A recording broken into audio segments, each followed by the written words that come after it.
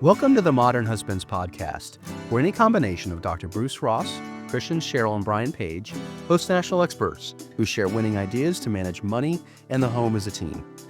I'm Brian Page, founder of Modern Husbands. Sometimes our listeners want more support than a podcast can give, individual or couple support, which I provide as an accredited financial counselor and fair play facilitator. Details can be found at modernhusbands.com. Today we welcome Will and Ellie Windle.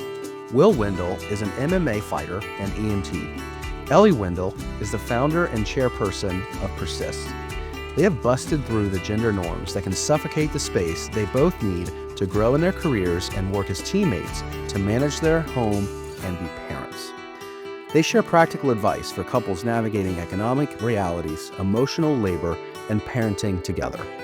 Enjoy the show.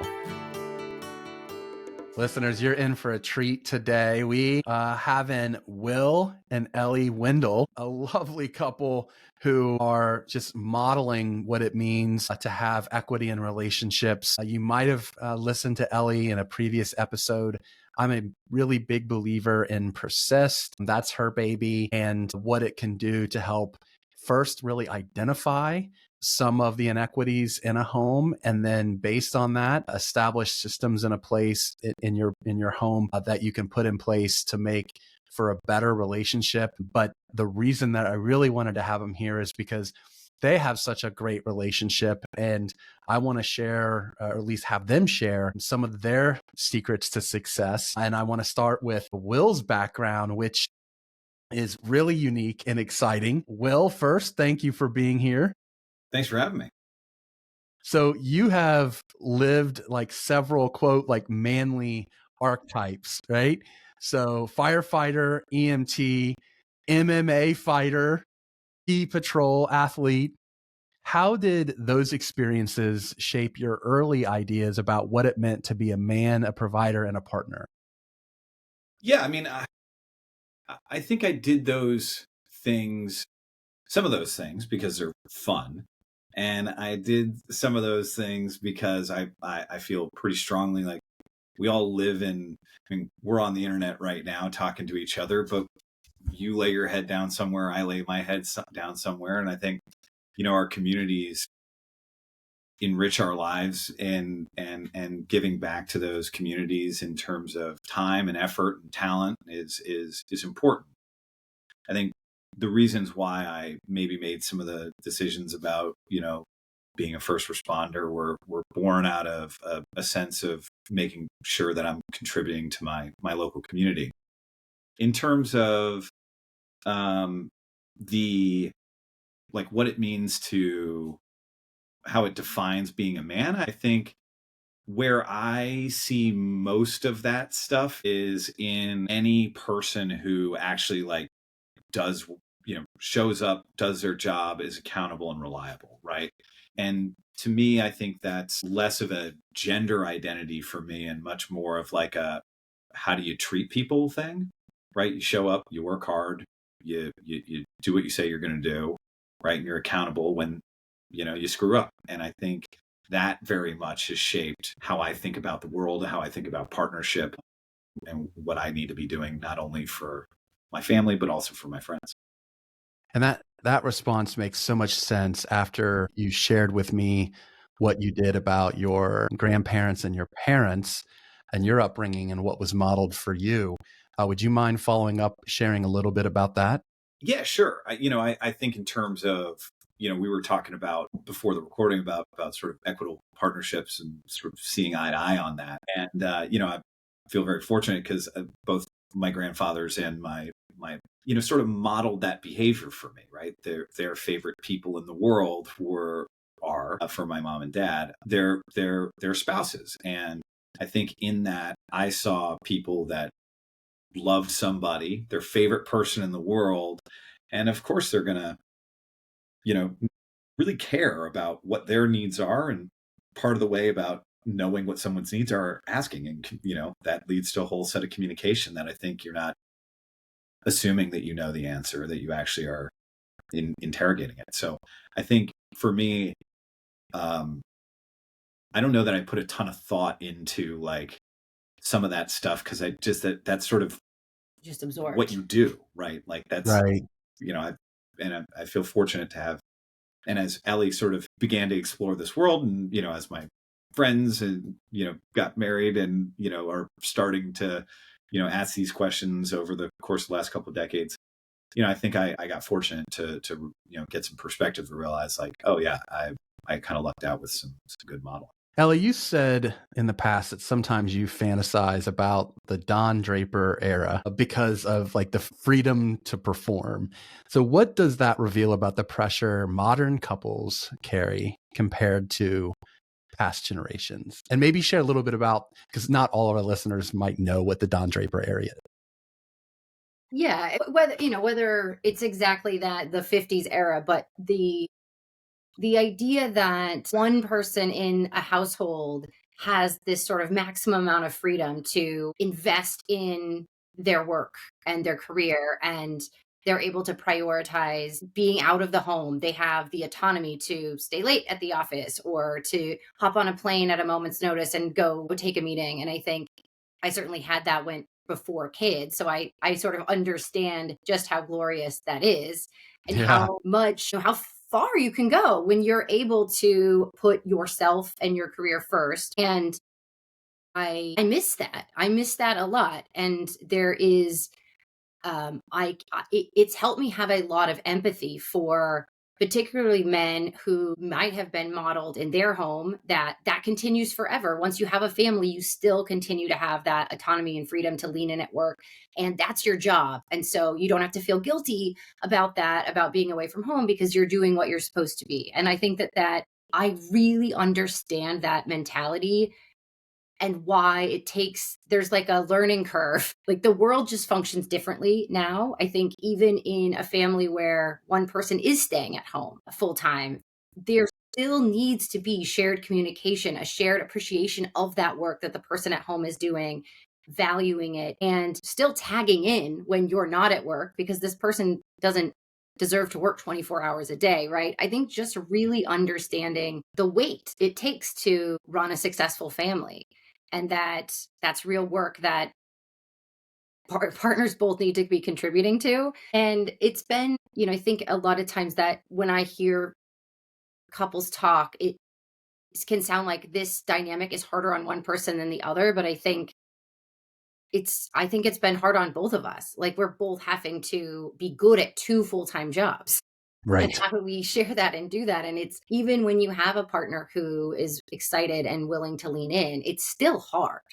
Like it still feels like more work than is like reasonable. And I was really glad that you had pointed that out, and when we were going back and forth preparing for this, because let's assume for a moment that one partner, and because of stereotypical norms in the 50s, 60s, it was the woman, literally wanted to focus solely on the home, and that was her dream. And let's say the man was like, I really want to focus on my career. In terms of systems, yeah, that's easier. That, like, when people are like, we can't go back to that, I want to be clear. I think that every couple is really different, and you have to live your life in a way that's authentic to yourselves.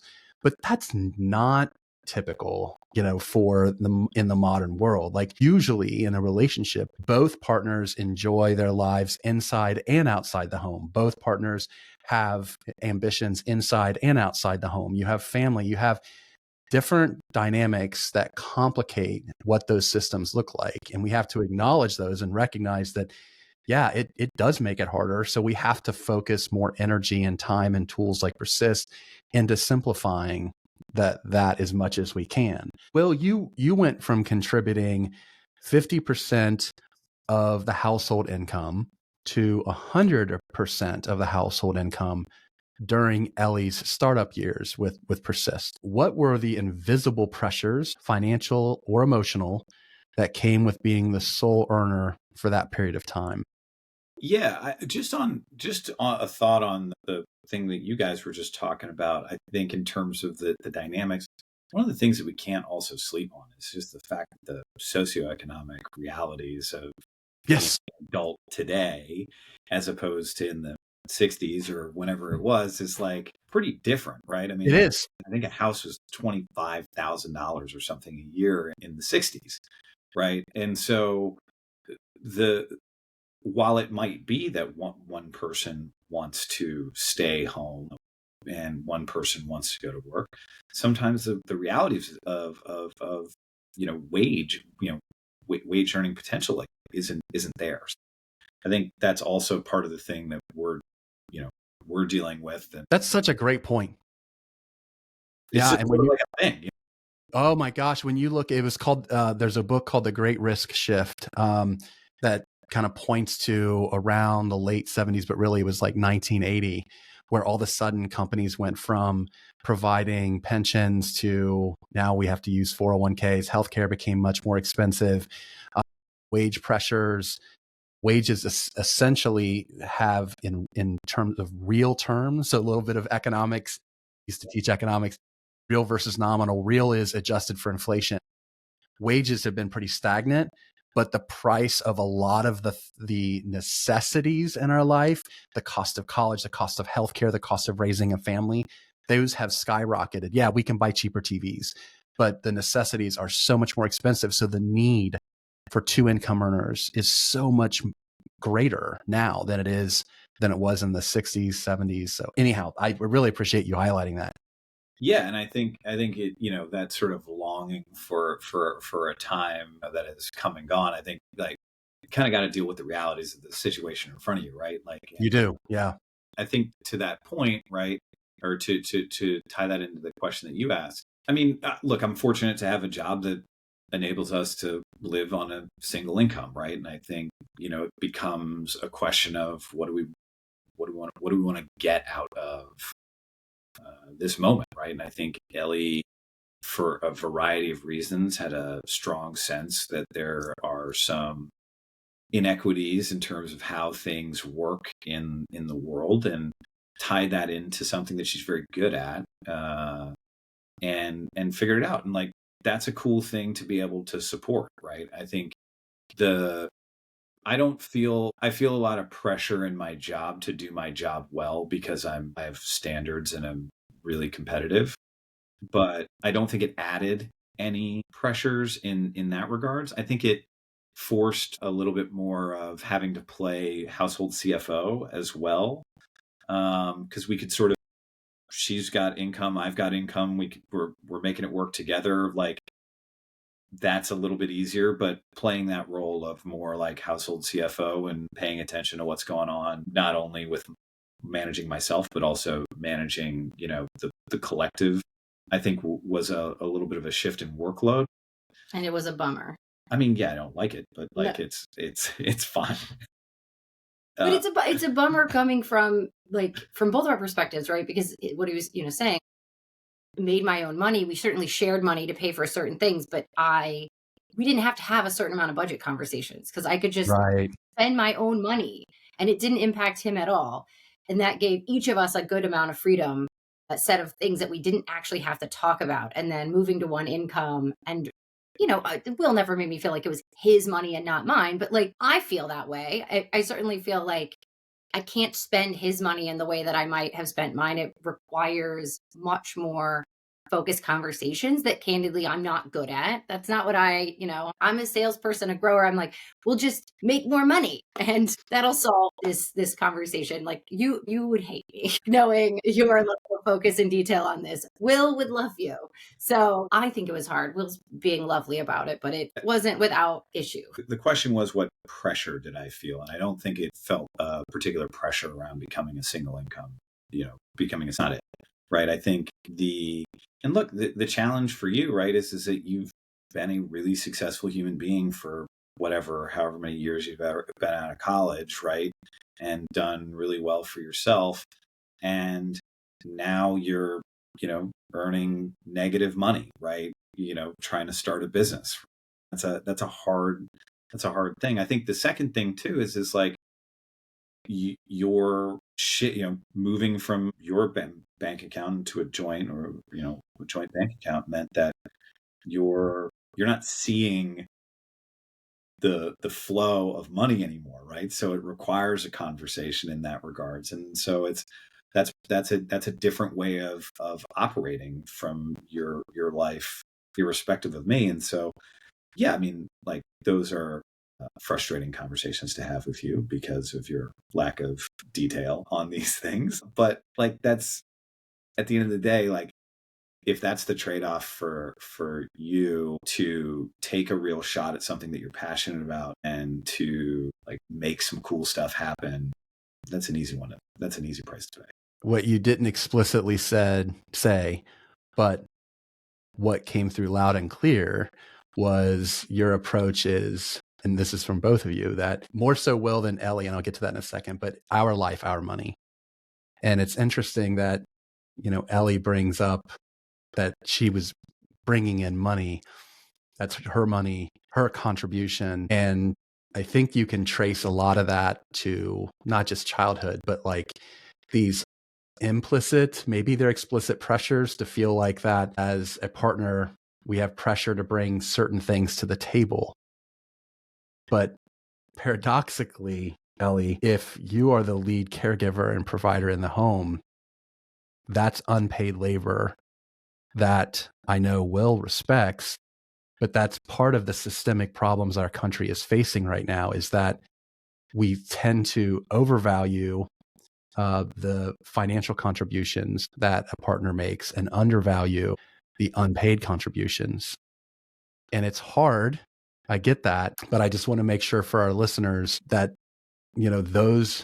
that unpaid labor has value.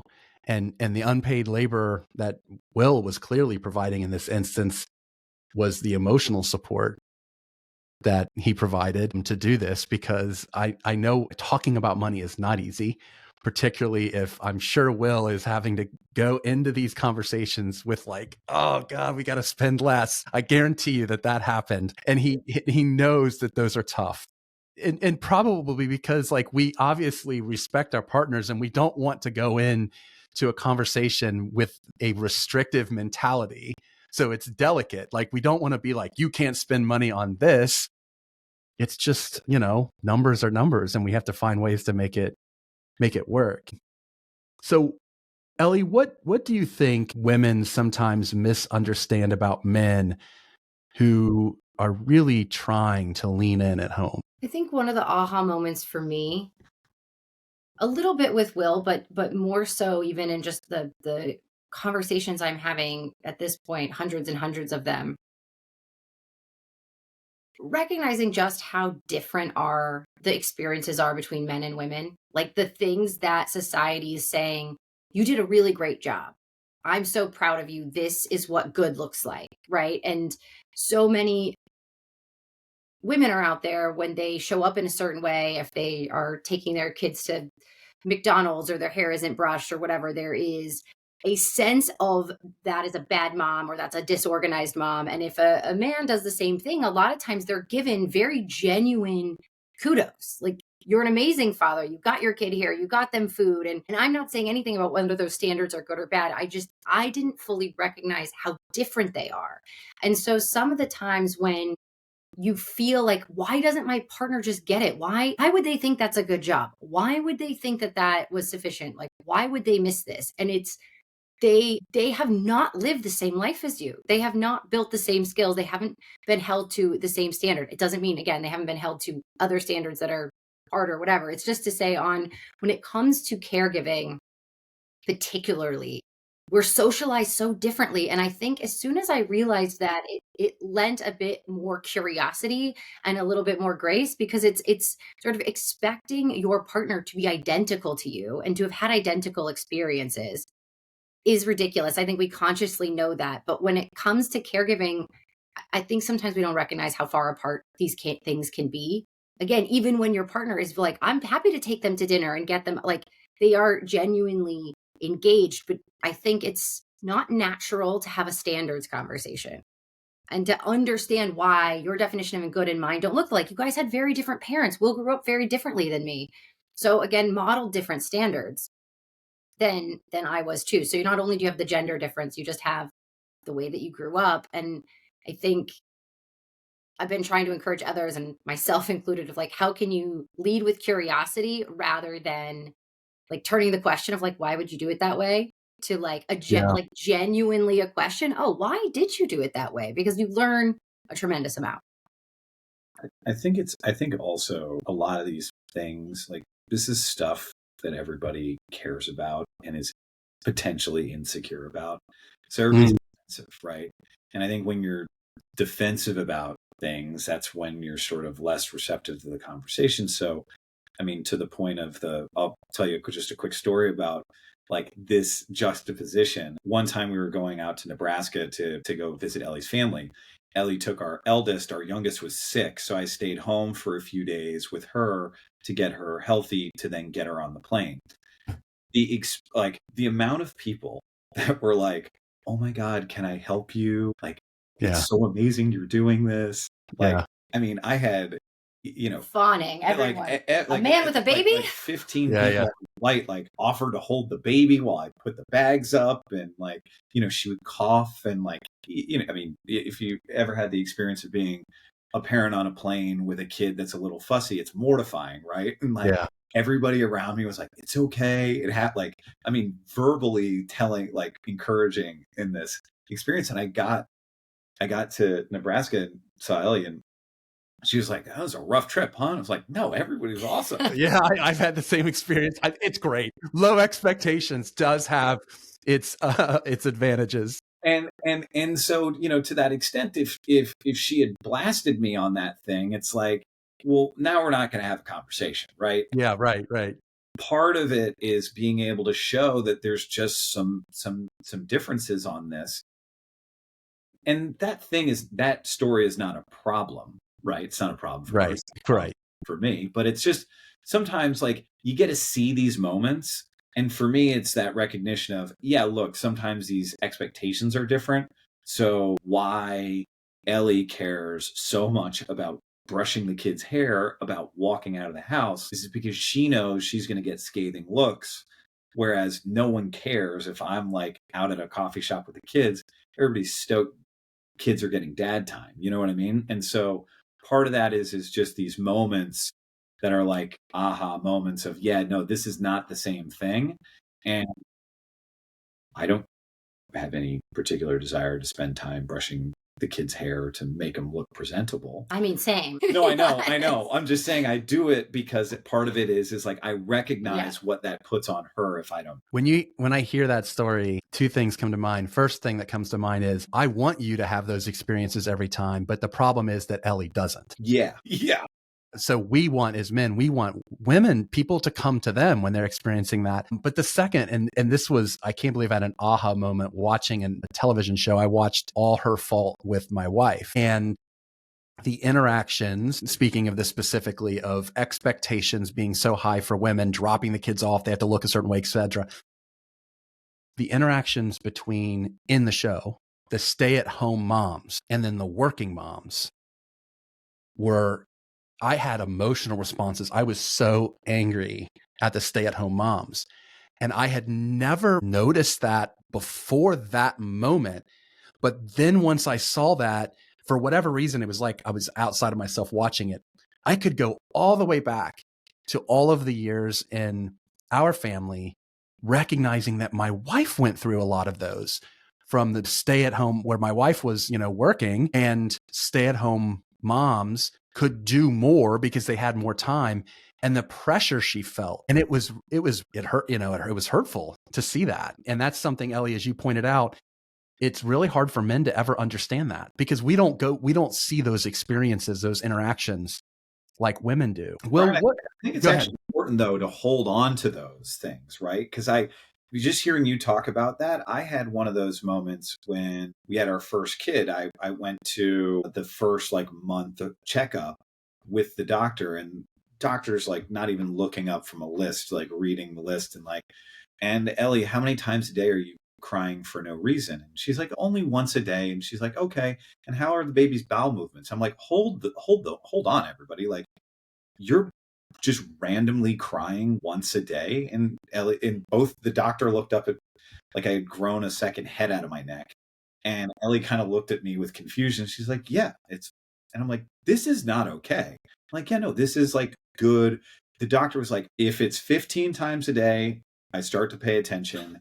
And if she's dreaming about drowning the kids, I start to worry. And it's like, how is that the response here, right? Like in any other circumstance, if a person was breaking down in tears for no reason once a day, you would be working to like actively try to help that person because they're going through some form of mental crisis, right? And I think that recognition of like, whoa, my experience with healthcare, my experience with like expectations and standards, like I'm not going through the same experience with, obviously I didn't bear a child, but like the expectations of that burden are on her to like deal with, and that suck it up is the answer, right? And I don't know, I think to your point about like the plane experience, we want people to have the good, we want to raise that experience for everybody. It's like that for me was one of those ones too, of just like, how are we all cool with this? Like, so I think my birth experience has radicalized you for sure around women's healthcare. Just like the way we treat women it is. But I didn't really notice it either because pre-babies, I didn't actually think the healthcare was different. I thought I was getting sort of the same level of care as men. But during the pregnancy experience, you sort of like, the veil becomes a bit more clear of just how wild it is. We don't have to go down that path, but it is. We don't have to go down it, but I think the thing for me about that stuff, and Brian, it sounds like it's the same for you, is like you have these sort of moments of clarity of like, this is probably not, like when you look at it retrospectively, you're like, oh man, my partner has gone through a different set of experiences, even though we've lived the same things. Yeah. And the pressures are there in a different way. And I try to hold on and remind myself of those things when we're talking about, doing stuff or, trying to redistribute the load. And I don't want to do whatever the hell we're talking about doing. Like I try and remind myself that it's probably, and I can always ask, right? If I really want to know, like I can ask of like, why do you care about this thing? But like generally I try to remind myself that has a very different lived experience, even though we're running in parallel to each other. Listeners have told us that they love the ideas we share on our podcast to manage money in the home as a team, but want more help than one episode can provide. That's why I'm excited to announce On the Same Page Consulting for corporations, couples, and individuals. Visit modernhusbands.com and click Our Services at the top of the page to learn more about how I can help you or your employees manage money in the home as a team. Again, that's modernhusbands.com. Now back to the show. Will, what would you say to men who want to step up at home, but like they feel unsure or unprepared, or that they're breaking from like how they were raised? Yeah, I mean, good progress is, uncomfortable, right? So I think just recognizing that you're breaking new ground is you got to allow yourself to feel like an idiot sometimes, right? Like I have 2 girls. I grew up in a house of all boys. Literally every experience that I'm having with my girls is the first time I'm dealing with it. I have no idea what I'm doing, right? So like you have to allow for the fact that you don't know what you're doing and you're going to suck at it, right? And I think that's an okay thing. And real quick, Ellie, do you allow him to suck at it for a little bit? Yeah, and I will say too, though, that I suck at it. I Okay. think the other thing that we have to, like, women maybe don't feel as comfortable admitting, and maybe some women are just naturally really good at it, but like, I've never had 2 girls. I've never been a parent of a 3 and a 5-year-old before too, and so I'm also They're learning 4 on. and 6, but I know. I'm saying it changes. I never 2 and 4, and it's different though because you just get used to having a 2 and 4-year-old, and then they're 3 and 5, and then they're 4 and 6, and I don't know. You know what I mean? At every single phase, I'm new to it as well. And the reason this is so important because I've had in past podcast episodes where we talked about maternal gatekeeping, and that unless you have a partner, Will, who's allowing you to fail and kind of figure it out, it won't happen. And it just makes everything worse. I see it as, well, I'll let you, I see it as a pretty big problem across our customers. I think the fear of letting go of some of that, there's so many different reasons why women have that fear. Sure. Yeah. Sometimes there's real, like, it's so important. And if he misses it, like there's life or death consequences, right? Right. There's some real fear, but a lot of times it's just, if your identity is really tied to caregiving, your identity of being a good mom is so tied to you directly doing it, or you doing it at a certain standard, it's hard to let go of that because you're literally letting go of your identity. And so I do have real empathy for men in those dynamics because it's far harder, right? Because then you're threatening her identity as you take things, and you take them and maybe you don't do them exactly how she would. And like, that does not set up a very good dynamic. So part of the thing that we do focus on Persist too is really, what are the steps that the partner that is caring more can also do to contribute to solving the problem?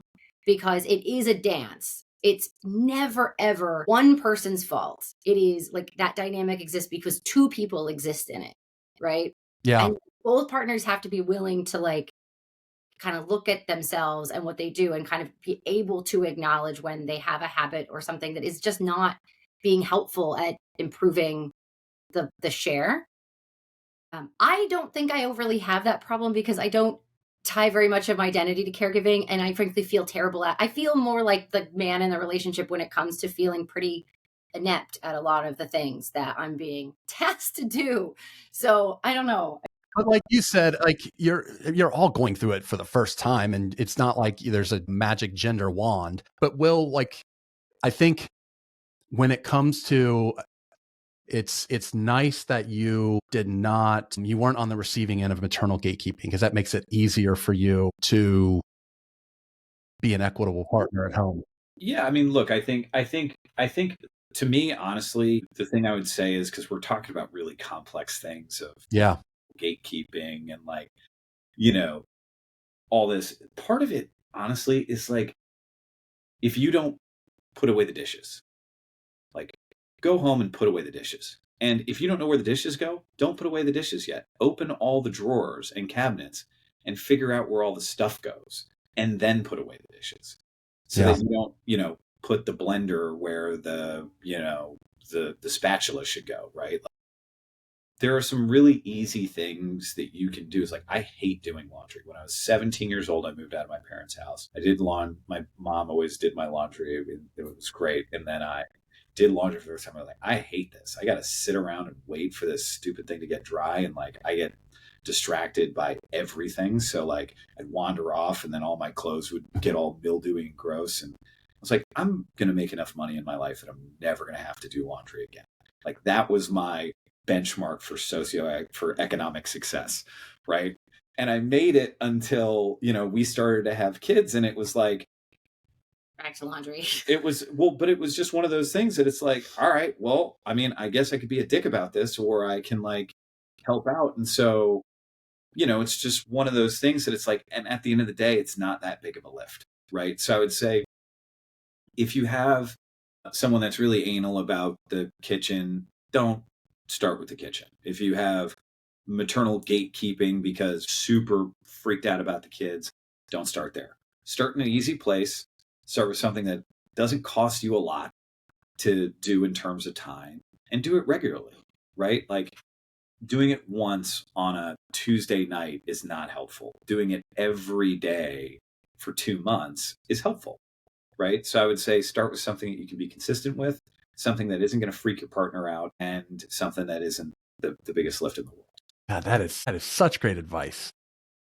That is great. That is such great advice. Ellie, many women feel exhausted and hopeless about imbalance. So what message of realistic hope would you want them to hear from your story? Well, I don't know if it's from my story solo, but maybe the story of the thousands and thousands of folks that I've gotten a chance to work with, or that use our app, or that we've met via you and some of the folks you've worked with, is that I think it's twofold. One, the thing I always really want to make sure women feel is like seen and heard. Like, this problem is systemic. It's not your fault. It's almost surely not your partner's fault, although they have things they can improve. Like, I think just feeling like you're not crazy, and just sort of getting to a place of like, things like the dynamics in a majority of homes right now are not great. We are doing way too much. We have way too much pressure. The cost is so expensive, all the things we just talked about. And so I think giving yourself some grace and not gaslighting yourself and telling yourself that it's a personal problem. If only I was more organized, if only whatever I could,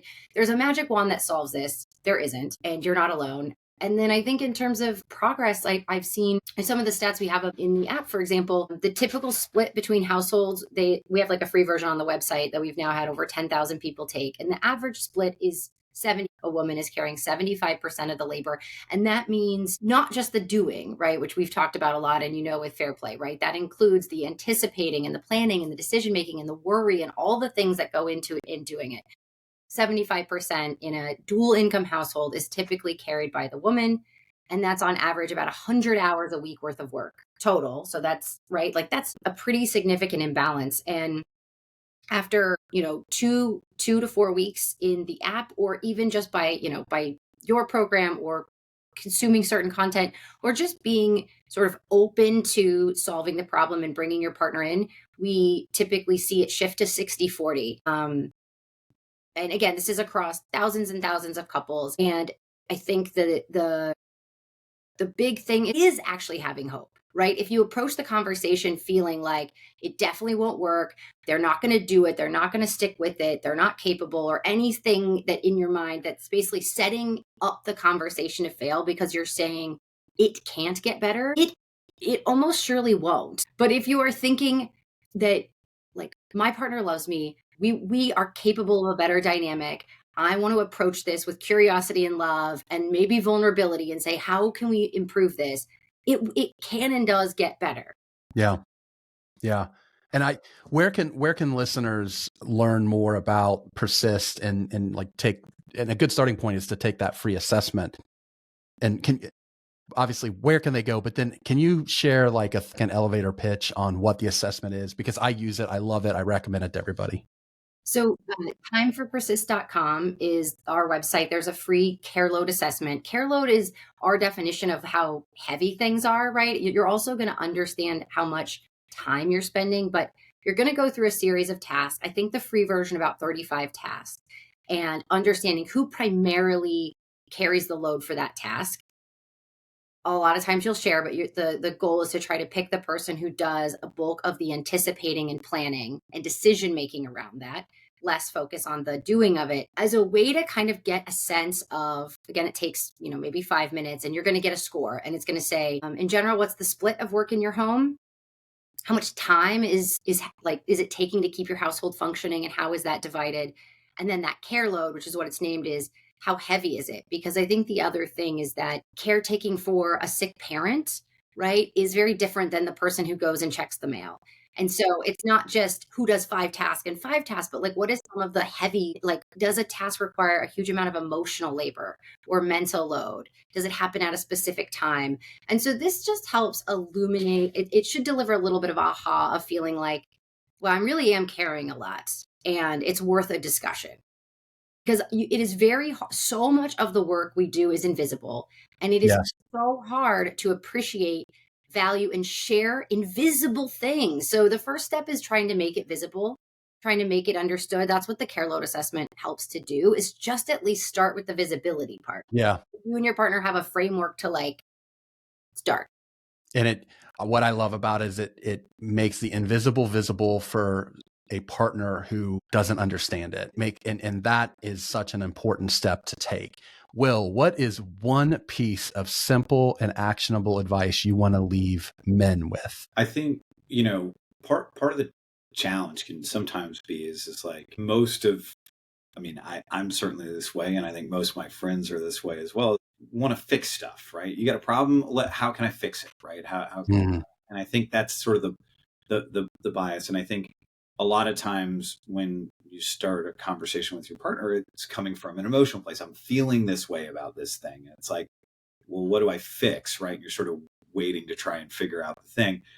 I'd say just trying to recognize, like, hey, make sure you're talking about the same thing before you start to jump into the solution, or before you go into solution design. I think the second thing too is like, there is language here. And I think, Brian, I don't know about your experience with it. I'm sure with you researching it, et cetera. But for me, I think like having the language of understanding, like conception, planning, execution, of like, I'm awesome at execution for a lot of this stuff.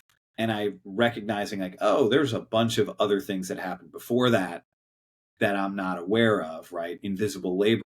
I think it's also on the flip side, right? It's like, because, Ellie, when we were, guinea pig number one here, right? Like, when we were going through some of that stuff, it's like, yeah, but what about the cars? And she's like, well, what do you mean? It's like, well, I have to make sure that the tire pressures are right. I have to make sure the oils get changed. I have to make sure that it goes to its, regularly scheduled updates, right? I have to make sure the internet works in the house, and like all these other things that don't also get conceptualized. And I think you might feel like this thing is great, my wife is going to just give me an insane list of stuff that I have to do. But I think it's also an opportunity to get on the same page about like, hey man, actually I'm doing a bunch of stuff as well. Mm-hmm. How do we want to think about this thing more broadly, right? And I think that I think that what that has been helpful. And I think in terms of the data that this is the first time I heard that stat about the 25 to 40 shift, right? Which is a huge improvement, right? That's a huge improvement. I'd say it feels pretty natural too, as long as you're establishing what you guys are talking about in that situation. And so I think for me, I'd say if your partner's coming to you, it's probably because they feel over their skis, and like then work through the, okay, again, to do the plug, the Carol Hote assessment is like a pretty good way to like, It is. Get it all on out and figure out not only what's the stuff that you're doing, but like what's the stuff you really don't like to, right? And I think that is a helpful conversation for both parties. Yeah, agreed. What about you, Ellie? What's one piece of like simple and actionable advice that you want to leave women with? The one that's been working for me is it goes back to the point I was making about different experiences and curiosity. I think like pretend your partner is an alien and like you are curious about their home planet and you want to know like were there magic elves that did your laundry growing up? Were like understanding their perception, like what did their home world look like and what was valuable there and what kind of rituals did they have, and like but kind of making it a game so that it's not so much competitive about like in this moment we think about this thing different, but like really trying to understand your alien and why they think and emote and have different ideas about things than you, because it unlocks. So like when Will and I were talking about like certain tasks and he's like, well, Ellie, I have dyslexia.